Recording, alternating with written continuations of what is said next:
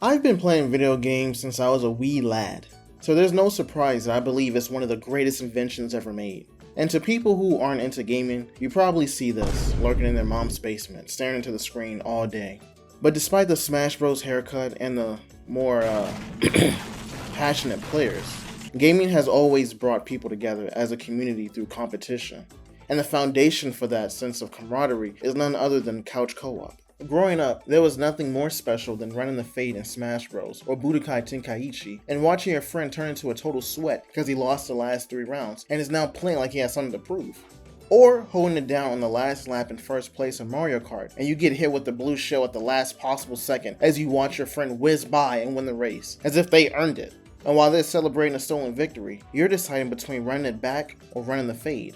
Or, better yet, taking on the hordes of enemies from the Covenant with the guns blazing and bombs blasting. Cause the only thing better than one Master Chief is a VR date with Cortana. I mean, 2 Master Chiefs. But at some point, couch co-op took a back seat in favor of online multiplayer, with games like Call of Duty and Halo paving the way for online play through intense competition and ranking systems. It would have been stupid for companies not to invest in that subgenre of gaming. And I never hated that aspect because even though it was more lucrative, it still felt like fun was a top priority of the game. At least in the beginning when I was playing Halo's online multiplayer.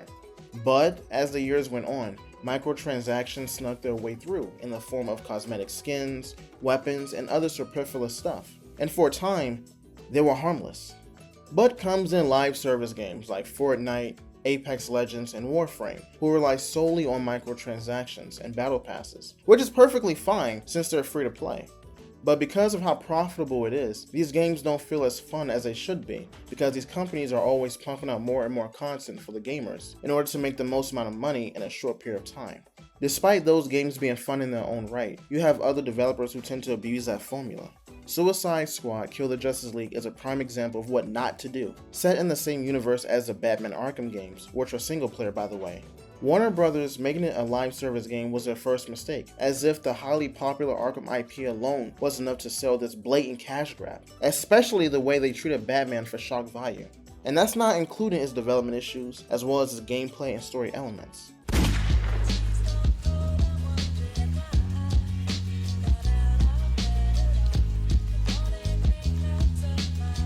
Of course, you have games like Fortnite, who is able to find a healthy balance between microtransactions and still making the game fun, which is why they're still going strong even after 8 years. But it still flies in the face of couch co-op, because it takes away those special moments between friends and family, moments that can solidify into lifetime memories. Luckily, we have studios who still embrace the 2-player perspective, and Hazelight has constantly delivered phenomenal games like A Way Out and It Takes Two, where you and your partner have to rely on each other to escape the crazy situations you find yourself in.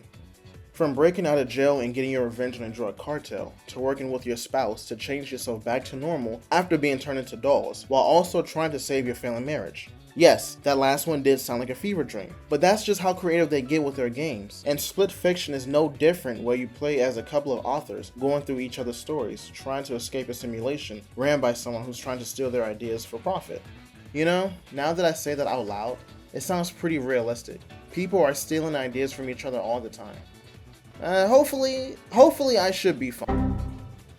But unlike other co-op games where one person can carry the whole team like sweats in a Call of Duty game, Split Fiction will test your patience and your friendship because of how much you depend on each other through do-or-die obstacles that require a lot of trust and coordination throughout the entire game. If I had to compare it to anything, playing Split Fiction is like driving a car where one person is on the steering wheel and the other is pressed on the pedals, which means that if you're not coordinated with good timing, there'll be a lot of traffic accidents on the road. So expect to fail more times here than you would fighting an Elden Ring boss. But there's beauty in the struggle.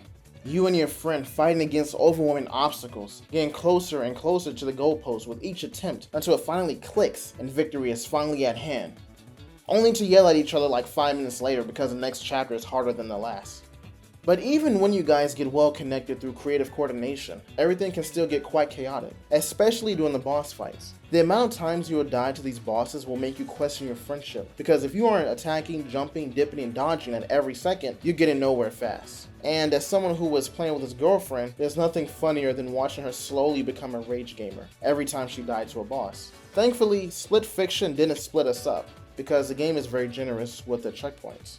But when she wasn't pulling her hair out of frustration, she had fun with the creative puzzles and really good level design, getting wrapped up in the many worlds handcrafted by Hazelight, because she never knew what to expect next. One minute she's riding sand sharks inside a giant hourglass, the next she's trying to escape a candy land while fighting an evil dentist as a literal sweet tooth. Her favorite levels being, overthrowing a corrupt dragon lord and the Halo-like design where you run and gun trying to destroy a robot facility.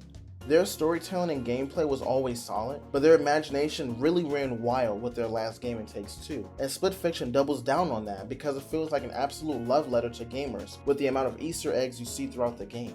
The Halo level I mentioned earlier starts off with an opening scene that's a perfect parody to the original source.